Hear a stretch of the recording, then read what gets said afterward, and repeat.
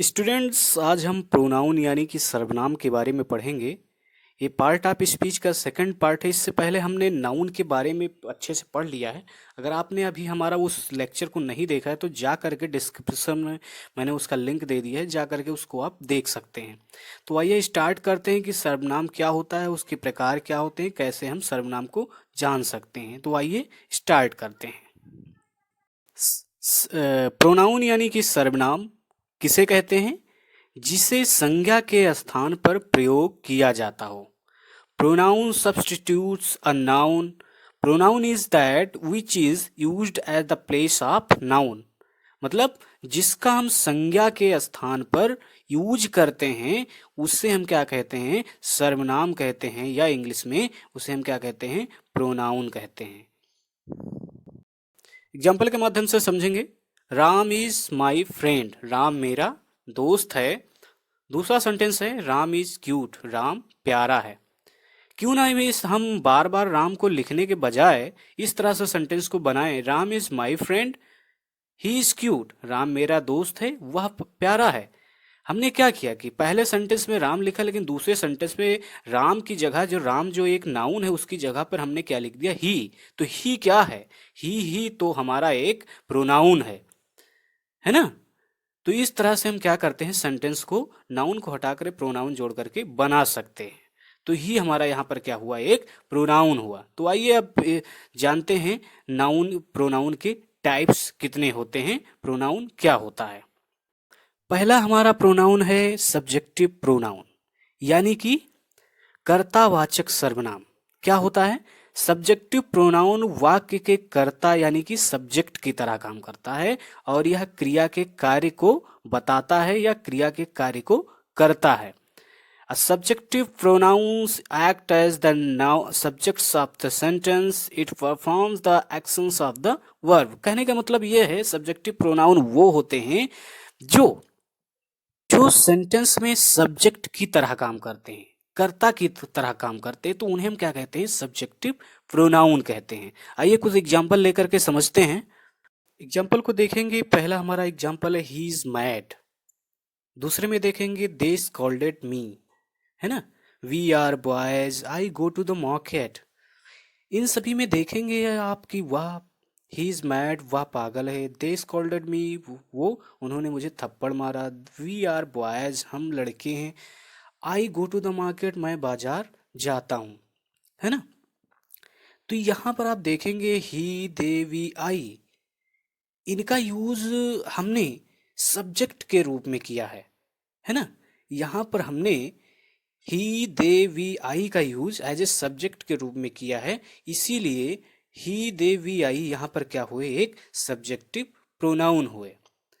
आशा करते हैं कि आपको ये समझ में आ गया होगा, है ना। तो आइए अब आगे चलते हैं। हमारा नेक्स्ट प्रोनाउन है ऑब्जेक्टिव प्रोनाउन। आइए जानते हैं क्या होता है। ऑब्जेक्टिव प्रोनाउन वाक्य के कर्म कर्म यानी कि ऑब्जेक्ट की तरह काम करता है। यह क्रिया के एक्शन को प्राप्त करता है। An adjective pronoun act as the sub object of the sentence. It receive the actions of the verb. कहने का मतलब यह है कि ऑब्जेक्टिव प्रोनाउन वो होता है जो सेंटेंस में किसी ऑब्जेक्ट की तरह काम करता हो। मतलब वो प्रोनाउन जो सेंटेंस में किसी ऑब्जेक्ट की तरह काम करता हो, उससे हम क्या कहते हैं? ऑब्जेक्टिव प्रोनाउन कहते हैं। जैसे एग्जाम्पल के तौर पे देखेंगे आप, हिम, हर, मी, देम, अस, ये क्या है? एक ऑब्जेक्टिव प्रोनाउन है। आइए एग्जाम्पल लेकर के समझते हैं। जैसे पहला एग्जाम्पल आप देखेंगे, Ram was with me, Ram मेरे साथ था। किसके साथ था? मेरे साथ था। मेरे साथ था यानी कि मी यहाँ पर क्या है? एक ऑब्जेक्ट है। तो ये सेंटेंस क्या हुआ? एक ऑब्जेक्टिव प्रोनाउन हुआ। अगर आप नहीं जानते हैं कि ऑब्जेक्ट क्या होता है, कैसे पहचान सकते हैं, तो हमारी एक वीडियो है पार्ट ऑफ द सेंटेंस, उसमें ऑब्जेक्ट के बारे में बताया गया है। आप जा करके उस वीडियो को देख लीजिए, आपको अच्छे से समझ में आ जाएगा, है ना। इसी तरह नेक्स्ट सेंटेंस में देखेंगे, डैड स्कॉल्डेड हिम। डैड ने उसे डांटा। किसे डांटा? उससे डांटा। तो उसे मतलब हिम। तो हिम यहाँ पर क्या है? एक ऑब्जेक्ट है, यानी कि ये सेंटेंस क्या हुआ, एक ऑब्जेक्टिव प्रोनाउन हुआ। इसी तरह आप देखेंगे बेबी इज वॉचिंग, बच्ची तुम्हें देख रही है, बच्चा तुम्हें देख रहा है ना। किसे देख रहा है, तुम्हें देख रहा है, तो यू किसके देख रहा है, यू मतलब तुम्हें देख रहा है, तो यू क्या हुआ, एक ऑब्जेक्टिव प्रोनाउन हुआ। तो इस तरह मी, हिम और यू क्या है, एक ऑब्जेक्टिव प्रोनाउन है ना। क्यों ऑब्जेक्टिव प्रोनाउन है, क्योंकि ये सेंटेंस में एक ऑब्जेक्ट के रूप में यूज हुए हैं। सेंटेंस में किसके रूप में यूज हुए हैं, एक ऑब्जेक्ट के रूप में यूज हुए हैं, इसीलिए ये क्या है, एक ऑब्जेक्टिव प्रोनाउन है। आइए अब आगे बढ़ते हैं। नेक्स्ट हमारा प्रोनाउन है, हमारा नेक्स्ट प्रोनाउन है पजेसिव प्रोनाउन। ये क्या होता है, पजेसिव प्रोनाउन हमें बताता है कि यह पर्टिकुलर वस्तु किसकी है। अब possessive pronoun tells us who owns a particular things. Example देखेंगे कौन कौन से होते हैं, my, mine, his, her, hers, your, yours, their, theirs, our, ours. ये सभी क्या हैं, एक पजेसिव प्रोनाउन है। साधारण भाषा में ऐसे समझ लीजिए, पजेसिव प्रोनाउन वो प्रोनाउन होते हैं जो किसी भी वस्तु या किसी के प्रति संबंध को दर्शाते हैं, है ना, संबंध का बोध कराते हैं, वो क्या होते हैं, पजेसिव प्रोनाउन होते हैं। तो आइए कुछ एग्जाम्पल लेकर के हम समझते हैं कि पजेसिव प्रोनाउन क्या होते हैं। आइए देखते हैं। उससे पहले मैं आपको एक इंपॉर्टेंट चीज बताना चाहता हूं। जैसे आपने देखा होगा एग्जाम्पल में माई, माइन। अब आप सोच रहे होंगे माई तो ठीक है, माई मैंने यूज किया है जानता हूं, लेकिन माई, माइन, माइन का यूज कैसे होता है। हिज का जानते हैं लेकिन हर जानते हैं, लेकिन हर्स का यूज कैसे होता है। योर जानते हैं लेकिन योर्स का यूज कैसे होता है। देयर्स का यूज कैसे होता है। अवर्स का यूज कैसे होता है। तो ये सर ने क्या दे दिया है, तो घबराइए मत, आगे इसका हम यूज आपको बताएंगे कैसे करते हैं, किस तरह से आप इन पजेसिव प्रोनाउंस का यूज कर सकते हैं। तो आइए अब स्टार्ट करते हैं, एग्जाम्पल लेते हैं। सबसे पहले हम जैसे पहला एग्जाम्पल देखेंगे, यू आर माई सन, तुम मेरे बेटे हो, है ना। इसमें संबंध क्या दिखाया जा रहा है कि वह तुम मेरे बेटे हो, है ना, तुम मेरे बेटे हो, मतलब एक पर्टिकुलर जो वो है उस पर हम क्या अपना एक संबंध दर्शा रहे हैं कि वो मेरा है ना। तो यहां पर माई क्या हुआ, एक पजेसिव प्रोनाउन हुआ। इसी तरह आप देखेंगे सीज हर सिस्टर, वह उसकी सिस्टर है, वह उसकी बहन है। किसकी बहन है, उसकी बहन है ना। तो यहां पर संबंध उसके साथ में दर्शाया जा रहा है कि वह उसकी बहन है, संबंध दर्शाया जा रहा है ना। तो हर, इसीलिए हर जो हुआ यहां पर क्या हुआ, एक पजेसिव प्रोनाउन हुआ। इसी तरह आप देखेंगे दिस बुक इज माइन, यह बुक मेरी है ना। मतलब इसमें संबंध क्या दर्शाया जा रहा है, ये बुक मेरी है ना। ये बुक किसकी है, मेरी बुक है। तो इसीलिए यहां पर माइन जो हुआ, माइन क्या हुआ, एक पजेसिव प्रोनाउन हुआ। आइए अब समझते हैं कि हम कहाँ पर माइन का यूज करेंगे, कहाँ पर माई का यूज करेंगे, कहाँ पर अवर का यूज करेंगे, कहाँ पर अवर्स का यूज करेंगे। इसी तरह कहाँ पर your, yours, his, her, hers, their, theirs का यूज हम करेंगे। ये सारे पजेसिव प्रोनाउन हैं, इनका आप कहाँ पर कैसे यूज करते हैं, कहाँ पर माई का यूज करना है, कहाँ पर माइन का यूज करना है, इस तरह से हम जानेंगे इनके यूजेस कहाँ कहाँ हम कैसे कर सकते हैं। उससे पहले एक चीज यहाँ पर ध्यान देने वाली बात है स्टूडेंट की, सभी वर्ड में आप देख रहे होंगे कि माई माइन बन जाता है, अवर अवर्स बन जाता है, योर योर्स बन जाता है, हर हर्स बन जाता है, देयर देयर्स बन जाता है, लेकिन हिज जो है हिज ही है।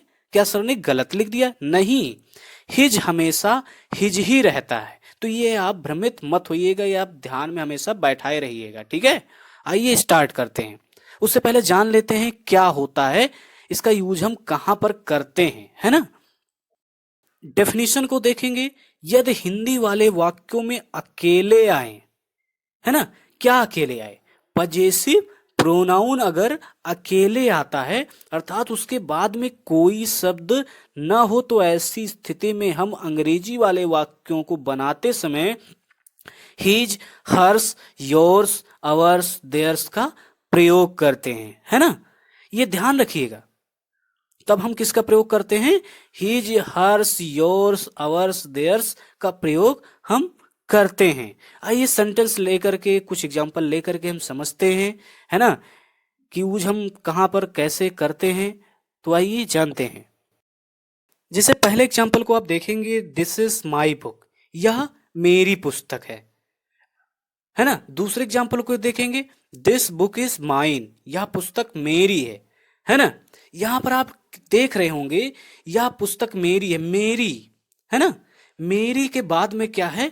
पुस्तक है, यानी कि पजेसिव प्रोनाउन के बाद में क्या है? पुस्तक आ रहा है, बुक आ रहा है। तो इस स्थिति में हम क्या करते हैं? माई का यूज करेंगे। दूसरे में देख लेते हैं, यह पुस्तक मेरी है, मेरी के बाद में कोई इस वर्ड नहीं आ रहा है। मेरी के बाद में कोई जो है, ये जो प्रोनाउन है मेरी, पजेसिव प्रोनाउन अकेला आ रहा है। तो इस स्थिति में हम क्या करते हैं? माइन का यूज करते हैं। तो हमने क्या बनाया इस सेंटेंस को? This book is mine, this book is mine. तब हम माई का यूज नहीं करते हैं, माई का यूज करते हैं, है ना। कहने का मतलब ये है कि जब जो है पजेसिव प्रोनाउन अकेला आए, तब हम क्या करते हैं? हम क्या करते हैं? माइन का यूज करेंगे, है ना। और जब पजेसिव प्रोनाउन के बाद में कुछ होता है, तो उसके बाद में हम क्या करते हैं? यूज क्या करेंगे? हम करेंगे माई का यूज। नेक्स्ट एग्जांपल लेते हैं। नेक्स्ट एग्जांपल देखेंगे, this is his her baby, यह उसका उसकी बच्चा है या बच्ची है। दिस, दूसरा एग्जांपल में देखेंगे, दूसरे सेंटेंस में, this baby is his hers, है ना। यह उसका, यह बच्चा उसका उसकी है ना। तो पहले सेंटेंस में आप देखेंगे क्या, जैसा मैंने पहले आपको बताया है, पहले सेंटेंस में देखेंगे कि आप उसका या उसकी के बाद में क्या बच्चा आ रहा है, यानी कि जो पजेसिव प्रोनाउन है वो अकेला नहीं आ रहा है। इस स्थिति में हम क्या करते हैं? हिज हर का यूज करेंगे, है ना। तो इंग्लिश में कैसे हमने बनाया? This is his her baby, okay. तब हमने हिज हर का यूज किया। दूसरे सेंटेंस में देखेंगे, this baby is his hers का हमने यूज किया, हिज हर्स का यूज किया, है ना। देखिए मीनिंग दोनों का सेम ही होता है, लेकिन यहाँ पर यही हो जाता है कि वो अकेले आए या नहीं आए। दूसरे में देखेंगे, यह बच्चा उसका उसकी है, यानी कि उसका उसकी के बाद में कोई वर्ड नहीं है, या यानी कि यहाँ पर ये जो पजेसिव प्रोनाउन है अकेला आ रहा है। तो इस स्थिति में हम क्या करेंगे? हिज या हर्स का यूज करेंगे। This baby is his hers. आइए नेक्स्ट एग्जांपल लेकर के समझते हैं। इसी तरह इस एग्जाम्पल में भी आप देखेंगे, दिस इज आवर बुक, यह हमारी पुस्तक है। हमारी यानी कि पजेसिव प्रोनाउन क्या है? हमारी। आवर क्या है? एक पजेसिव प्रोनाउन है। तो उसके बाद में क्या आ रहा है? पुस्तक आ रहा है। तो तब हमने क्या किया, यानी कि यहां पर ये जो वर्ड है हमारी, आवर, उसके बाद में पुस्तक आ रहा है, ये अकेला नहीं आ रहा है। तो इस स्थिति में हम क्या करेंगे? आवर का यूज करेंगे। दूसरे में देखेंगे, दिस बुक इज अवर्स, यह पुस्तक हमारी है। इसमें आप देखेंगे हमारी के बाद में वर्ड नहीं है, यहां पर हमारी जो है, अवर जो है, वो अकेला आ रहा है। तो इस स्थिति में हम क्या करेंगे? अवर्स का यूज करेंगे, ना कि अवर का यूज करेंगे। तो ये चीज यहां पर ध्यान जरूर रखिएगा स्टूडेंट, ठीक है। इसी तरह हम जानेंगे अवर और अवर्स का यूज। एग्जाम्पल देखेंगे, this is your book, this is your book, यह तुम्हारी पुस्तक है। तुम्हारी के बाद में क्या आ रहा है? पुस्तक आ रहा है, यानी कि तुम्हारी यहां पर क्या है? एक पजेसिव प्रोनाउन है। तो उसके बाद में पुस्तक आ रहा है, अकेला नहीं आ रहा है। तो यहां पर हम तब क्या करेंगे? यूज योर का यूज करेंगे, ना कि योर्स का यूज करेंगे। दूसरे एग्जाम्पल में देखेंगे, this book is yours, Hindi में देखेंगे, यह पुस्तक तुम्हारी है। तुम्हारी क्या है? एक पजेसिव प्रोनाउन है। पजेसिव प्रोनाउन के बाद में कोई वर्ड आ रहा है इससे रिलेटेड? नहीं आ रहा है, ये अकेला है। तो इस स्थिति में हम क्या करेंगे? योर्स का यूज करेंगे, ना कि योर का यूज करेंगे। तो आई होप हमें लगता होगा कि आप अच्छे से समझ गए हो। अगर नहीं समझे तो इसको स्टूडेंट अभ्यास करिए, अच्छे से देखिए वीडियो को, थोड़ा स्किप मत करिए, अच्छे से देखिए, आपको समझ में अच्छे से आ जाएगा, इसमें कोई बात नहीं है। आइए अब आगे बढ़ते हैं अपने नेक्स्ट प्रोनाउन की तरफ। हमारा नेक्स्ट प्रोनाउन है रिफ्लेक्सिव प्रोनाउन। रिफ्लेक्सिव प्रोनाउन है ना, क्या होता है? रिफ्लेक्सिव प्रोनाउन वाक्य के कर्ता यानी कि सब्जेक्ट को संबोधित करता है। किसको संबोधित करता है? संबोधित करता है ना। A reflexive pronoun refers back to the subject of a sentence, है ना। कहने के मतलब है कि रिफ्लेक्सिव प्रोनाउन वो प्रोनाउन होता है जो सब्जेक्ट को संबोधित करता है, सब्जेक्ट के बारे में बताता है। जैसा कि नाम से यहां पे लगता है रिफ्लेक्सिव, यानी कि ये किसी की तरफ रिफ्लेक्ट करता है, किसी की तरफ ये बताता है ना, पॉइंट आउट करता है, तो उसे हम क्या कहते हैं? रिफ्लेक्सिव प्रोनाउन कहते हैं। आइए जानते हैं एग्जाम्पल के माध्यम से क्या होता है रिफ्लेक्सिव प्रोनाउन। एग्जाम्पल देखेंगे, I will do it my self, है ना, मैं इसे खुद करूंगा। कैसे करूंगा? खुद करूंगा, मैं खुद कर रहा हूं। तो मैं क्या कर रहा हूं? मैं संबोधित किसको कर रहा हूं? कर्ता को संबोधित कर रहा हूं, है ना। यहां पर किसके बारे में बात हो रही? कर्ता को। हम किसको संबोधित कर रहे हैं? कर्ता को संबोधित कर रहे हैं। सेंटेंस में जो सब्जेक्ट है उसको संबोधित कर रहा हूं कि मैं क्या हूं? एक कर्ता हूं, तो मैं खुद, तो खुद कौन है? एक सब्जेक्ट ही है, मैं सब्जेक्ट को ही संबोधित कर रहा हूं। तो यहां पर माई सेल्फ क्या हुआ? एक रिफ्लेक्सिव प्रोनाउन हुआ, है ना। मैं ये खुद ही करूंगा, तो माई सेल्फ क्या हुआ? एक रिफ्लेक्सिव प्रोनाउन हुआ। इसी तरह दूसरे में देखेंगे, he is, he'll do it himself, वह खुद करेगा, है ना। कैसे करेगा? वह खुद करेगा, वह है, लेकिन हम संबोधित कर रहे हैं, वो सब्जेक्ट को खुद संबोधित कर रहे हैं कि वह खुद करेगा, है ना। यहां पर सब्जेक्ट को संबोधित किया जा रहा है, इसीलिए हिमसेल्फ क्या हुआ? एक रिफ्लेक्सिव प्रोनाउन हुआ। इसी तरह आप देखेंगे, you will do it your self and your self, है ना, तुम खुद करोगे, है ना, तुम खुद करोगे, है ना, तुम खुद करोगे। तो यह योर सेल्फ यहां पर भी क्या हुआ? एक, क्योंकि ये सब्जेक्ट को संबोधित कर रहा है, तो ये क्या हुआ? एक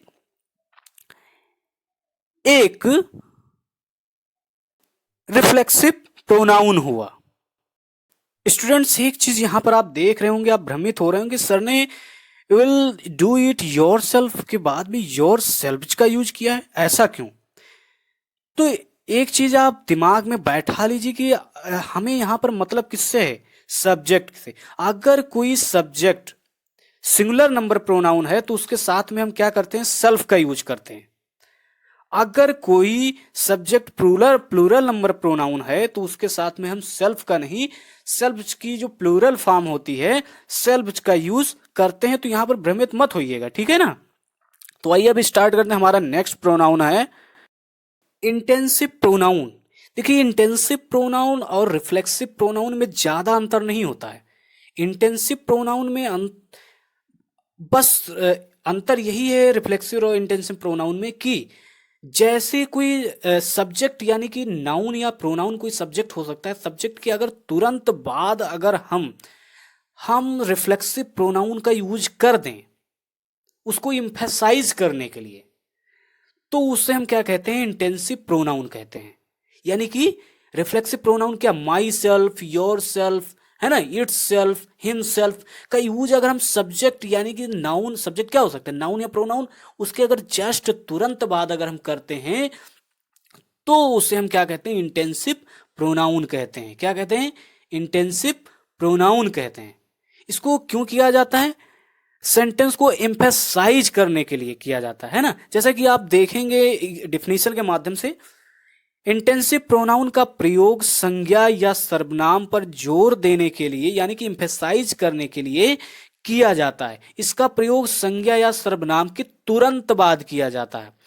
N intensive pronoun emphasises its antecedent of noun और प्रोनाउन। इट इज यूज्ड, यहां पर ध्यान दीजिए, it is used just after noun और प्रोनाउन टू एम्फेसाइज। एग्जाम्पल लेके समझते हैं। पहला एग्जाम्पल हमारा है I myself should try.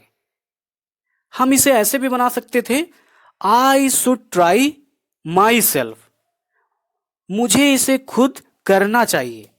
यहां और लेकिन हम यहां पर देख रहे हैं, यहां पर हम ज्यादा अपने वाक्य पर जोर नहीं दे रहे, अपने काम पर जोर नहीं दे रहे हैं कि हमें ये करना चाहिए। हाँ, मुझे ये करना चाहिए, लेकिन जब हम बोलते हैं I myself should try it, मुझे ये खुद ही करना चाहिए, तो हम क्या कर रहे हैं, सेंटेंस में एम्फेसाइज कर रहे हैं, है ना, जोर दे रहे हैं कि मुझे ही करना चाहिए। तो यहां पर हिमसेल्फ क्या हुआ, एक क्या होता है, एक इंटेंसिव प्रोनाउन हुआ। क्यों?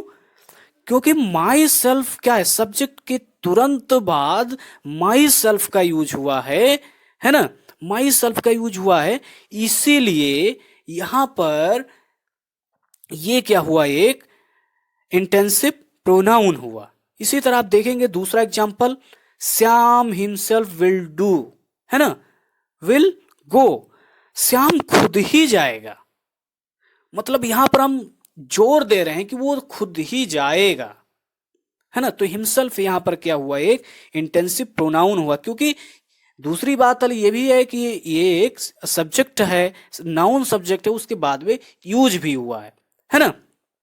इसी तरह आप देखेंगे तीसरा एग्जांपल हमारा, तीसरा example you your self will go, तुम खुद ही जाओगे, मतलब तुम खुद ही जाओगे। यहां पर हम जोर दे रहे हैं कि तुम्हें ही जाना है ना। तो जब हम सेंटेंस को कहीं पर इम्फेसाइज करने के लिए, है ना, हम रिफ्लेक्सिव प्रोनाउन का यूज करते हैं, तो वो क्या होते हैं कि इंटेंसिव प्रोनाउन होते हैं। और इंटेंसिव प्रोनाउन का हमेशा सब्जेक्ट यानी कि नाउन या प्रोनाउन जो सब्जेक्ट होते हैं उसके तुरंत बाद किया जाता है। इसीलिए यहां पर तीनों सेंटेंस में जो माई सेल्फ है, हिमसेल्फ है, योर सेल्फ है, ये क्या है, एक इंटेंसिव प्रोनाउन है। आइए अब नेक्स्ट हमारे प्रोनाउन की तरफ बढ़ते हैं। हमारा नेक्स्ट प्रोनाउन है इंडिफिनिट प्रोनाउन, है ना। जैसा नाम से पता चल रहा है, इनडिफिनिट, कोई चीज डिफिनिट नहीं है, इनडिफिनिट है, अनिश्चित है। डिफिनेशन के माध्यम से समझते हैं। इंडिफिनिट प्रोनाउन का प्रयोग किसी प्राणी या वस्तु को संबोधित करने के लिए किया जाता है। An indefinite pronouns refers an indefinite general person और थिंग्स, जैसे all, both, each, everyone, few, many, some, none, ये क्या है, एक इंडिफिनिट प्रोनाउन है। आइए अच्छे से इसको समझने के लिए हम एग्जाम्पल के माध्यम से इसको समझते हैं कि इंडिफिनिट प्रोनाउन क्या होते हैं। देखिए, इंडिफिनिट प्रोनाउन का मतलब ये आप साधारण भाषा में समझ लीजिए कि जब हम किसी डिफिनिट नंबर या किसी चीज को शो नहीं करते हैं, तो वो क्या होता है, हम किसी व्यक्ति के बारे में बता रहे हैं या किसी हम वस्तु के बारे में बता रहे हैं, किसी चीज के बारे में अगर हम बता रहे हैं तो उसका एग्जैक्ट हम नंबर नहीं बताते, एग्जैक्ट उसके बारे में नहीं बताते, जब हम केवल वैसे ही बता देते तो वो क्या होता है, एक इंडिफिनिट प्रोनाउन हुआ। जैसे ऑल, अब ऑल मतलब हम बता रहे हैं कि जैसे एक क्लास में 4 स्टूडेंट बैठे हैं, है ना, तो हमने कह दिया ऑल स्टूडेंट, है ना, ऑल स्टूडेंट। तो ऑल मैंने कहा तो ये नहीं बताया, यहाँ पे एग्जैक्ट ये नहीं पता चल रहा है कि स्कूल में कितने बच्चे, कितने हम क्लास में बच्चों की बात कर रहे हैं, 4 की बात कर रहे हैं, 3 की कर रहे हैं, ऑल की कर रहे हैं। तो ऑल में हमने यहाँ पे एग्जैक्ट नंबर नहीं दिया, ये क्या है, एक इंडेफिनिट हुआ, इसीलिए इसे हम इंडेफिनिट प्रोनाउन कहते हैं। आइए जानते हैं एग्जाम्पल के माध्यम से। जैसे पहला एग्जाम्पल हमारा है ऑल आर वर्किंग, सभी कार्य कर रहे हैं। अब ये नहीं पता है कितने लोग कर रहे हैं, संख्या जो है इनडिफिनिट है, पता नहीं चल रहा है कितने लोग हैं, तो ऑल यहां पर क्या हुआ, एक इंडिफिनिट प्रोनाउन हुआ। इसी तरह बोथ आर विद मी, है ना, बोथ दोनों मेरे साथ में हैं, है ना, दोनों मेरे साथ में, बोथ आर विद मी, मेरे साथ में। लेकिन यहां पर हम शो नहीं कर रहे हैं, है ना, कि एक या दो, हम किसी डिफिनिट नंबर नहीं बता रहे हैं, संख्या नहीं बता रहे हैं, तो बोथ क्या हुआ, एक यहां पर इंडेफिनिट प्रोनाउन हुआ। फ्यू आर सिटिंग, कुछ बैठे हैं। अब कुछ बैठे हैं मतलब एक बैठा है कि दो बैठा है कि तीन बैठा है ये नहीं पता है हमको, हमको बस पता है कि कुछ बैठे हैं, तो इसीलिए यहाँ पर इंडेफिनिट हुआ, इसीलिए यहाँ पर फ्यू क्या हुआ, एक इंडेफिनिट प्रोनाउन हुआ। इसी तरह नन और एवरी, नन एवरी वन भी क्या है, एक इंडेफिनिट प्रोनाउन है। आइए अब नेक्स्ट बढ़ते हैं, हमारा नेक्स्ट प्रोनाउन है डिमॉन्स्ट्रेटिव प्रोनाउन। जानते हैं क्या होता है डिमॉन्स्ट्रेटिव प्रोनाउन? यह संज्ञा को बताता है। क्या करता है? संज्ञा को बताता है। It demonstrate a demonstrative pronoun points out a noun। कौन कौन से होते हैं? This, that, those, these। ये क्या है? एक demonstrative pronoun है। आइए इनको समझने के लिए हम एग्जाम्पल लेते हैं। जैसे पहला एग्जाम्पल लेंगे, This is my pen। यह मेरी कलम है। यहां पर पेन क्या है? एक संज्ञा है, एक नाउन है। दिस क्या है? एक डिमॉन्स्ट्रेटिव प्रोनाउन है। क्यों? ये बता रहा है, ये पॉइंट आउट कर रहा है किसको? पेन को। किसको कर रहा है पॉइंट आउट? पेन को। इसीलिए दिस यहां पर क्या हुआ? एक डिमॉन्स्ट्रेटिव प्रोनाउन हुआ, क्योंकि यह पेन क्या एक संज्ञा को क्या कर रहा है, नाउन को क्या कर रहा है? पॉइंट आउट कर रहा है। दूसरे में देखेंगे, दैट इज योर बुक, है ना, वह तुम्हारी बुक है। किसकी बुक है? तुम्हारी बुक है। तो यहां पर दैट वर्ड जो है किसको पॉइंट आउट कर रहा है? बुक को पॉइंट आउट कर रहा है, इसलिए दैट क्या हुआ? एक डिमॉन्स्ट्रेटिव प्रोनाउन हुआ। ऐसे दोज और दोज, दीज क्या है? एक डिमॉन्स्ट्रेटिव प्रोनाउन है। हमारा नेक्स्ट प्रोनाउन है इंटेरोगेटिव प्रोनाउन। क्या होता है इंटेरोगेटिव प्रोनाउन? इसका प्रयोग प्रश्न पूछने के लिए किया जाता है। It is use to ask question. कौन कौन से? What, which, who, whom, where, when, why, ये सब क्या है? एक इंटेरोगेटिव प्रोनाउन है ना। एक चीज यहां पर ध्यान रखिएगा स्टूडेंट की इंटेरोगेटिव प्रोनाउन जब हम प्रश्न पूछते हैं तो आंसर में डेफिनेटली कोई नाउन या प्रोनाउन ही आंसर में हमको मिलता है। इसको बेस्ट तरीके से अगर मुझे समझना है, अगर हम इस समझना चाहते हैं तो आइए एग्जाम्पल के माध्यम से समझते हैं। पहले सेंटेंस को देखेंगे, व्हाट इज योर नेम, तुम्हारा क्या नाम है ना। तो व्हाट हमने यहां पर यूज क्यों किया है? प्रश्न पूछने के लिए। तो व्हाट क्या है? एक इंटेरोगेटिव प्रोनाउन है ना। अब मैंने आपसे कहा था डेफिनेटली नाउन या प्रोनाउन हमको आंसर में मिलता है, तो हमने प्रश्न पूछा क्या? व्हाट इज योर नेम, तुम्हारा नाम क्या है? तो मेरा नाम क्या है? रवि है। तो रवि क्या हुआ? एक क्या है? नाउन है ना। तो यहां पर ऐसे वेयर, हुम, हुज, हुम क्या है? एक इंटेरोगेटिव प्रोनाउन होते हैं जिनका आंसर हमको क्या मिलता है? या तो नाउन होगा या तो वो प्रोनाउन होगा। ठीक है ना। आशा करते हैं कि हमारी ये लेक्चर वीडियो आपको अच्छे से समझ में आई होगी। अगर अच्छे से समझ में आई है तो हमारे चैनल को जा करके सब्सक्राइब जरूर कर लो, इस वीडियो को लाइक कर दे, शेयर कर दे, जरूर करें। और तब तक मिलते हैं अपने नेक्स्ट वीडियो के लिए, तब तक लिए धन्यवाद।